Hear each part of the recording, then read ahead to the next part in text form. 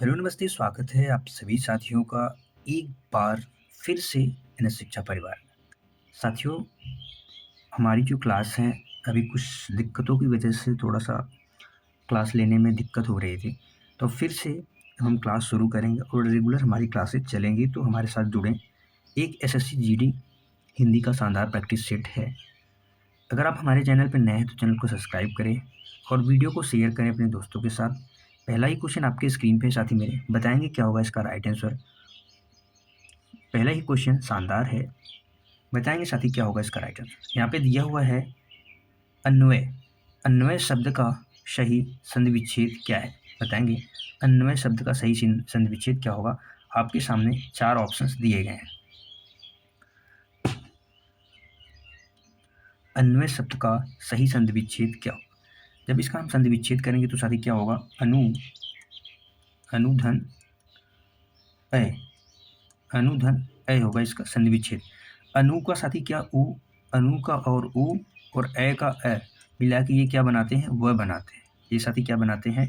व में इसका परिवर्तन होता है। किसमें परिवर्तन होता है? व में परिवर्तन होता है। तो इसका जो सही संधि विच्छेद हो जाएगा वो क्या होगा? ऑप्शन बी करेक्ट हो जाएगा। क्या हो जाएगा साथी मेरे? ऑप्शन बी करेक्ट हो जाएगा, अनुधन अय। अगर आपसे संधि पूछी जाए इसमें कौन सी संधि है तो आप बताएंगे संधि। अगर आपसे संधि पूछी जाए तो कौन सी संधि है साथी? यह और वह, यह और वह के पहले, इसके पहले यदि यह और वह के पहले क्या आ जाए? आधा अक्षर आ जाए। कैसा अक्षर आ जाए? आधा अक्षर। अगर आधा अक्षर आ जाए तो वहाँ पे कौन सी संधि होती है? वहाँ पे यण संधि होती है। कौन सी संधि होती है? यण संधि होती है। और यहाँ पे देखेंगे तो व के पहले क्या है साथी? आधा अक्षर है। व के पहले कैसा है? आधा अक्षर है। तो यहाँ पे कौन सी संधि हो जाएगी? यण संधि हो जाएगी। अगले क्वेश्चन पे चलते हैं। क्वेश्चन नंबर 2 आपकी स्क्रीन पे है, बताएंगे साथी क्या होगा इसका राइट आंसर? क्वेश्चन नंबर 2 आपकी स्क्रीन पे है, बताएंगे क्या होगा इसका राइट आंसर? यहाँ पे दिया हुआ है साथी, क्वेश्चन नंबर 2 है, सिर पर बैठो काग, सिर पर बैठो काग, आँख दो खात निकारत। इस पंक्ति में कौन सा रस है? आपको बताना है इस पंक्ति में कौन सा रस है। 4 ऑप्शंस आपके सामने दिए गए हैं। आप ऑप्शन देखेंगे और आंसर देने का प्रयास करेंगे। सिर पर बैठो काक, आँख दो खात निकारत। यानी यहाँ पे आप देखेंगे साथी आँख यानी दोनों आँखें क्या करता है? खाता है निकाल के। निकारत यानी निकाल के दोनों आँखें खाता है। यानी यहाँ पे विभत्स रस का जो अस्थाई भाव होता है वो क्या होता है? घृणा। विभत्स रस का अस्थाई भाव क्या होता है? घृणा। तो यहाँ पे घृणा का भाव उत्पन्न हो रहा है। किसका भाव? घृणा का भाव उत्पन्न हो रहा है, इसलिए इसका राइट आंसर हो जाएगा ऑप्शन ए, विभत्स रस हो जाएगा। रौद्र रस का जो स्थायी भाव साथी मेरे होता है वो क्या होता है? क्रोध। रौद्र रस का स्थायी भाव क्या होता है? क्रोध होता है। और भयानक रस का स्थायी भाव क्या होता है? भय। भयानक रस का भय होता है। करुण का क्या होता है? शोक। करुण का स्थायी भाव शोक होता है। रस के कुल भेद अगर आपसे पूछा जाए तो रस के कुल भेद कितने होते हैं? 9 होते हैं। लेकिन वहीं पे अगर भरत मुनि के अनुसार पूछा जाए, किसके अनुसार? भरत मुनि जी के अनुसार, तो भरत मुनि जी के अनुसार 8 रस होते हैं। शांत रस को इन्होंने नहीं माना है। शांत रस को इन्होंने नहीं माना है। अगले क्वेश्चन पे चलते हैं। क्वेश्चन नंबर 3 आपकी स्क्रीन पे है, बताएंगे साथी क्या होगा इसका राइट आंसर? यहाँ पे दिया हुआ है, निम्न में से कौन सा समास, निम्न में से कौन सा समास द्विगु समास और बहुव्रीहि समास दोनों समास का उदाहरण हो सकता है? आपको बताना है दोनों समास का उदाहरण हो सकता है। क्या वो नीलकंठ हो सकता है? क्या वो दशानन हो सकता है? यथाशक्ति, माता और पिता। बताएंगे साथी क्या होगा इसका राइट आंसर? माता और पिता। माता और पिता ये साथी कैसा समास है? इसमें कौन सा समास है? द्वंद्व समास है। द्वंद्व समास है। द्वंद्व समास की पहचान क्या होती है? दोनों पद प्रधान होते हैं और इसमें ये योजक चिन्ह का प्रयोग होता है। कौन सा चिन्ह का? योजक चिन्ह का प्रयोग होता है। यथाशक्ति, तथा भक्ति। यथा यानी साथी ये क्या है? एक अव्यय है। यथा क्या है? एक अव्यय है। और जिस समास का पहला पद क्या हो जाए? अव्यय हो जाए, वहाँ पे कौन सा समास होता है? अव्ययी, अव्ययी भाव समास होता है। वहाँ पे कौन सा समास होता है? अव्ययी भाव समास होता है। नीलकंठ देखेंगे साथी, नीलकंठ यानी नीला है कंठ जिसका, नीला है कंठ जिसका, नीला है कंठ। कंठ का अर्थ साथी यहाँ पे क्या है? गला। नीला है कंठ जिसका यानी गला। यहाँ पे कौन सा समास हो जाएगा? यहाँ पे कर्मधारय समास भी होगा इसमें, कर्मधारय समास। और इसमें कौन सा समास होगा? बहुब्रीहि समास होगा। कौन सा समास हो जाएगा? बहुब्रीहि समास। लेकिन यहाँ पे आप देखेंगे द्विगु समास पूछा है, द्विगु समास और बहुब्रीहि समास, द्विगु और बहुब्रीहि दोनों समास पूछ रखा है। तो यहाँ पे क्या होगा? दशानन। दशानन यानी 10 सिर, आनन यानी सिर होता है, 10 सिर है जिसके, अर्थात रावण, यानी एक तीसरा अर्थ प्रकट हो रहा है। तो यहाँ पे कौन सा समास हो जाएगा? बहुब्रीहि समास। और 10 सिर यानी 10 है सिर जिसके, यानी द्विगु समास भी हो जाएगा। तो इसका जो राइट आंसर हो जाएगा ऑप्शन बी करेक्ट हो जाएगा। क्या हो जाएगा? ऑप्शन बी करेक्ट हो जाएगा। अगले क्वेश्चन पे चलते हैं। क्वेश्चन नंबर 4 आपकी स्क्रीन पे है, बताएंगे क्या होगा इसका राइट आंसर। अगला क्वेश्चन है क्वेश्चन नंबर 4 आपकी स्क्रीन पे, प्रत्युत्पन्नमति। प्रत्युत्पन्नमति शब्द में कौन सा उपसर्ग है? आपको यहाँ पे साथी क्या बताना है? उपसर्ग। यहाँ पे बताना है कौन सा उपसर्ग है, प्र है, प्रत्यु है, प्रति है या प्रत्यय है। और आपको साथी इसमें बताना है कौन सी संधि है। आपको इसमें बताना है कौन सी संधि है, इस शब्द में कौन सी संधि है। जब हम इसका संधि विच्छेद, जब हम इसको साथी अलग करेंगे, शब्द का संधि विच्छेद करेंगे, तो क्या क्या होगा? प्रति, प्रति धन उत्पन्न, प्रति धन उत्पन्न, धन क्या हो जाएगा? मति। क्या हो जाएगा? प्रति धन उत्पन्न धन मति। यहाँ पे जो मति है साथी ये क्या है? प्रत्यय है, प्रत्यय है। और यहाँ पे जो प्रति का इस्तेमाल हुआ है, ये प्रति शब्द है, ये क्या है? उपसर्ग। उपसर्ग जो होते हैं वो शब्दांश होते हैं, शब्द के अंश होते हैं, जो मूल शब्द के पहले प्रयुक्त होते हैं, मूल शब्द के पहले प्रयुक्त होते हैं। प्रत्यय जो होते हैं मूल शब्द के बाद में प्रयुक्त होते हैं, मूल शब्द के बाद में प्रयुक्त होते हैं। तो इसका जो राइट आंसर हो जाएगा वो ऑप्शन सी हो जाएगा। प्रति क्या हो जाएगा? यहाँ पे उपसर्ग हो जाएगा। और यहाँ पे संधि, कौन सी संधि है साथी? जब यह और वह, यह और वह के पहले क्या आ जाए? आधा अक्षर। यह और वह के पहले क्या आ जाए? आधा अक्षर आ जाए, तो वहाँ पे कौन सी संधि होती है? यण संधि होती है। और इसमें भी कौन सी संधि है? यण संधि है। तो इसका राइट आंसर हो जाएगा ऑप्शन सी हो जाएगा। अगले क्वेश्चन पे चलते हैं। क्वेश्चन नंबर 5 आपकी स्क्रीन पे है, बताएंगे साथी क्या होगा इसका राइट आंसर। क्वेश्चन नंबर 5 है साथी, निम्न में से अर्धविपरीत स्वर, अब अर्धविपरीत स्वर कौन सा है?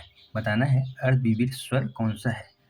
साथी मुख खुलने के आधार पर, मुख खुलने के आधार पर, मुख खुलने के आधार पर स्वर को 4 भागों में बांटा गया। स्वर को कितने भागों में बांटा गया है? 4 भागों में बांटा गया है, जिसमें एक आता है अर्ध विपरीत स्वर। अर्ध विपरीत स्वर में मुख साथी आधा खुला होता है। मुख कितना खुला होता है? आधा खुला होता है। और इसमें जो वर्ण आते हैं वो कौन कौन से आते हैं? अ आ जाएगा, अ के साथ क्या आ जाएगा? अ के साथ ए, आई आ जाएगा, आई के अलावा क्या आ जाएगा? औ आ जाएगा। तो यहाँ पे देखेंगे कौन सा ऑप्शन है यहाँ पे, तो ऑप्शन बी इसका करेक्ट हो जाएगा। ऑप्शन बी क्या हो जाएगा? अर्ध विपरीत स्वर हैं। अर्ध विपरीत स्वर कौन से हो जाएंगे?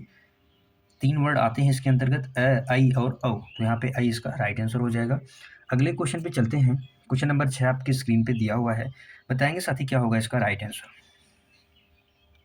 यहाँ पे दिया हुआ है दही। दही शब्द का लिंग क्या है आपको बताना है। दही शब्द का लिंग आपको बताना है क्या है। स्त्रीलिंग है, पुल्लिंग है, उभयलिंग है या नपुंसक लिंग है, बताएंगे साथी। कुछ ऐसे शब्द हैं जो साथी अपवाद में आते हैं, जो क्या होते हैं? स्त्रीलिंग होते हैं, लेकिन उन्हें पुल्लिंग में काउंट किया जाता है। जैसे दही, जैसे दही है, दही क्या है साथी? एक पुल्लिंग शब्द है। कैसा शब्द है? दही पुल्लिंग शब्द है। इसका राइट आंसर हो जाएगा ऑप्शन बी। कुछ अपवाद शब्द जैसे धन हो गया, धन, ये भी कैसा शब्द है? पुल्लिंग शब्द है। पानी, पानी हो गया, कपि हो गया, ये साथी ये सब कैसे शब्द हैं? ये सभी शब्द पुल्लिंग शब्द हैं। ये सभी शब्द कैसे हैं? पुल्लिंग शब्द हैं। और स्त्रीलिंग शब्द की पहचान की बात करें साथी, जो स्त्रीलिंग शब्द होते हैं इसकी पहचान की बात करें, तो इसमें जो आ होता है और ई होती है। बड़ा आ बड़ी ई मात्रा वाले, बड़ा आ बड़ी ई मात्रा वाले अधिकांशतः शब्द क्या होते हैं? वो स्त्रीलिंग होते हैं। अंत में बड़ा आ बड़ी ई यानी आकारांत या इकारांत वाले शब्द किसमें होते हैं? वो अधिकांशतः स्त्रीलिंग में जाते हैं। अगले क्वेश्चन पे चलते हैं। क्वेश्चन नंबर 7 आपकी स्क्रीन पे है, बताएंगे क्या होगा इसका राइट आंसर। साथ ही आपको बताना है क्वेश्चन नंबर 7 है, अयादि संधि का उदाहरण इनमें से कौन सा है। अयादि संधि का उदाहरण इनमें से कौन सा है? मतैक्य है, अन्वेषण है, पावक है, महर्षि है। बताएंगे क्वेश्चन नंबर 7 का राइट आंसर क्या होगा। संधि के कुल कितने भेद होते हैं? संधि के कुल 3 भेद होते हैं, स्वर संधि, व्यंजन संधि और विसर्ग संधि। इसमें जो स्वर संधि होता है साथी, स्वर संधि के कितने भेद होते हैं? 5 भेद होते हैं। व्यंजन संधि का कोई भेद नहीं होता, विसर्ग संधि का कोई भेद नहीं होता। इसके लिए कुछ नियम होते हैं। और यहाँ पे अगर बताएं साथी, जो मत ऐक्य है, अगर आपको दीर्घ संधि की पहचान करनी है, कौन सी संधि की? दीर्घ संधि की अगर आपको पहचान करनी है तो वहाँ पे क्या करेंगे? बड़ा आ यानी सजातीय स्वरों का मेल होता है। अपने ही परिवार के जो शब्द होते हैं, जैसे अ का मेल किससे हो जाए? आ से हो जाए, या का मेल किसी से भी हो जाए, आ का मेल किसी से भी हो जाए, हमेशा आ बनाएंगे। सजातीय स्वरों का मेल होता है, सजातीय स्वरों का यहाँ पे मेल होता है। सजातीय स्वरों का मेल जैसे आ, इसी प्रकार ई उ, तो हमेशा क्या बनेगा? बड़ा आ, बड़ा ई, बड़ा ऊ बनेगा। दीर्घ स्वर का नियम है। यहाँ पे साथी देखेंगे कौन सी मात्रा है? ऐ की मात्रा है। कौन सी मात्रा है? ऐ की मात्रा है। ए की मात्रा, ऐ की मात्रा और औ की मात्रा, ये दोनों मात्राएं जिसमें आ जाए वो कौन सी संधि होती है? वृद्धि संधि होती है। कौन सी संधि होती है? वृद्धि संधि होती है। य व के पहले आधा अक्षर, य व के पहले आधा अक्षर कौन सा संधि होता है? यण संधि होता है। यण संधि होता है। पावक अव, आव, अव, आव, अय, आय, ये ध्वनि जिस भी शब्द में हो, संधि विच्छेद करेंगे, वर्ण विच्छेद करेंगे, तो ये शब्द जहाँ पे भी दिखे वहाँ पे कौन सी संधि होती है? अयादि संधि होती है। इसका जो राइट आंसर हो जाएगा ऑप्शन सी हो जाएगा। महाधन ऋषि, महाधन ऋषि, महर्षि में कौन सी संधि हो जाएगी साथी? गुण संधि हो जाएगी। गुण संधि में कौन सी मात्रा होती है? ए की मात्रा और ओ की मात्रा। ए की और ओ की मात्रा वाले अधिकांशतः शब्द किस में जाते हैं? गुण संधि में जाते हैं। और ऐ की मात्रा, ऐ की मात्रा और औ की मात्रा वाले अधिकांशतः शब्द किस में जाते हैं? वृद्धि संधि में जाते हैं। आई होप सो आपको समझ में आया होगा। चलते हैं अगले क्वेश्चन की तरफ। अगला क्वेश्चन आपकी स्क्रीन पे है, क्वेश्चन नंबर 8। बताएंगे क्या होगा इसका राइट आंसर? यहाँ पे दिया हुआ है साथी, क्वेश्चन नंबर 8 है, वह स्त्री जो स्त्री सूर्य को कभी न देखे। सूर्य को कभी न देखने का मतलब है कि वो पर्दे के पीछे रहती है। पर्दे के पीछे रहने वाली स्त्री को क्या कहते हैं? तो उसको साथी क्या कहते हैं? असूर्य पश्या। उसको क्या कहते हैं? असूर्य पश्या, यानी जो स्त्री सूर्य को न देखे, जो स्त्री सूर्य को भी न देखे, पर्दे के पीछे रहे, उसको क्या कहते हैं? असूर्य पश्या कहते हैं। शास्त्राज्ञा का अर्थ साथी क्या होता है? वह व्यक्ति जो शास्त्र में विशेषज्ञ हो, उसे शास्त्राज्ञा कहते हैं। शास्त्र में क्या हो साथी? विशेषज्ञ। शास्त्र में विशेषज्ञ हो तो उसको शास्त्राज्ञा कहते हैं। दुर्निवारण, यानी जिसका कोई निवारण न किया जा सके, जिसका कोई आसानी से निवारण न किया जा सके, उसे दुर्निवारण कहते हैं। अगले क्वेश्चन पे चलते हैं। क्वेश्चन नंबर 9 आपके स्क्रीन पे है। बताएंगे साथी क्या होगा इसका राइट आंसर? यहाँ पे आपको बताना है, शुद्ध वर्तनी का चयन करना है। निम्न में से शुद्ध वर्तनी वाले शब्द कौन से हैं? ज्योत्सना का सही वर्तनी वाला शब्द कौन सा है? तो ज्योत्सना का जो सही वर्तनी वाला शब्द होगा वो साथी कौन सा होगा? बताएंगे, वो होगा ऑप्शन नंबर बी। यहाँ पे त और स किस रूप में होंगे? अर्ध रूप में होंगे। त और स किस रूप में होंगे साथी? अर्ध रूप में होंगे। तो इसका जो राइट आंसर हो जाएगा वो ऑप्शन बी हो जाएगा। अगला क्वेश्चन, क्वेश्चन नंबर 10 आपकी स्क्रीन पे दिया हुआ है। बताएंगे क्या होगा इसका राइट आंसर? क्वेश्चन नंबर 10 है साथी, पाश्चात्य शब्द का विलोम क्या होगा? पाश्चात्य शब्द का विलोम शब्द क्या होगा? बताएंगे, परवर्ती, प्राची, पौश्चात्य या प्रत्यक्ष बताएंगे। पाश्चात्य का अर्थ क्या होता है? पश्चिम का। किसका? पश्चिम का। और इसका जो विलोम होगा साथी क्या हो जाएगा? ऑप्शन सी हो जाएगा, पौरषत्य हो जाएगा। पौरषत्य हो जाएगा, या इसे आप क्या कह सकते हैं? एक शब्द और कह सकते हैं, पौरवात्य। और वात्य भी कह सकते हैं। इसका भी होता है पश्चिम का, यानी एक प्रकार से साइड। प्राची यानी पूरब दिशा का नाम है, पूरब दिशा को प्राची कहते हैं। और इसका जो विलोम हो जाएगा वो क्या हो जाएगा? इसका विलोम क्या हो जाएगा? कमेंट में बताएंगे इसका विलोम क्या हो जाएगा। प्रत्यक्ष का विलोम क्या होता है? अप्रत्यक्ष। प्रत्यक्ष का अप्रत्यक्ष, या इसे परोक्ष भी कहते हैं। इसे क्या कहते हैं? परोक्ष। अगले क्वेश्चन पे चलते हैं। क्वेश्चन नंबर 11 आपके स्क्रीन पे दिया हुआ है साथी मेरे। बताएंगे क्या होगा इसका राइट आंसर? क्वेश्चन नंबर 11 है, अर्क शब्द का पर्यायवाची। अर्क शब्द का पर्यायवाची समूह पहचानिए। अर्क के जो पर्यायवाची शब्द हैं साथी वो कौन कौन से हैं? अर्क को सूर्य कहते हैं। अर्क को क्या कहते हैं साथी मेरे? सूर्य कहते हैं। सूर्य के अलावा क्या कहते हैं? सूरज भी कहते हैं अर्क। सूरज, भानु, भास्कर, ये सब किसके पर्यायवाची हैं? सूर्य के पर्यायवाची हैं। दिवाकर, दिवाकर, रवि, अंशु, माली, ये सब अर्क के पर्यायवाची हैं। इसका जो राइट आंसर होगा साथी वो क्या हो जाएगा? ऑप्शन ए हो जाएगा।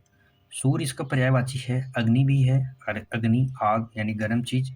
काढ़ा, काढ़ा साथी क्या है? किसी जड़ी बूटी या रस का नाम है काढ़ा, किसी जड़ी बूटी या रस का नाम है काढ़ा।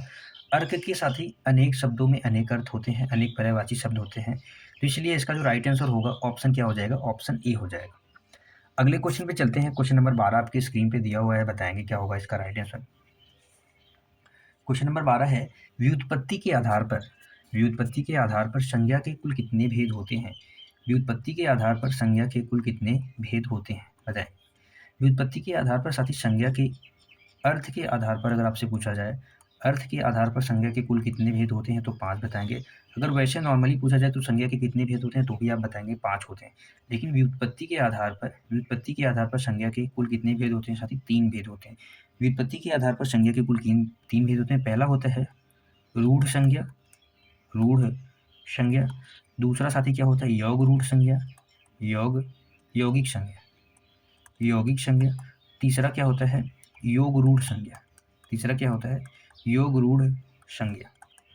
तो 3 भेद होते हैं, तो इसका जो राइट आंसर हो जाएगा वो ऑप्शन ए हो जाएगा। 3 भेद होते हैं। अगले क्वेश्चन पे चलते हैं। क्वेश्चन नंबर 13 आपके स्क्रीन पे है। इसका राइट आंसर क्या होगा? स ध्वनि का उच्चारण स्थान क्या है? स ध्वनि है, इसका उच्चारण स्थान साथी क्या है?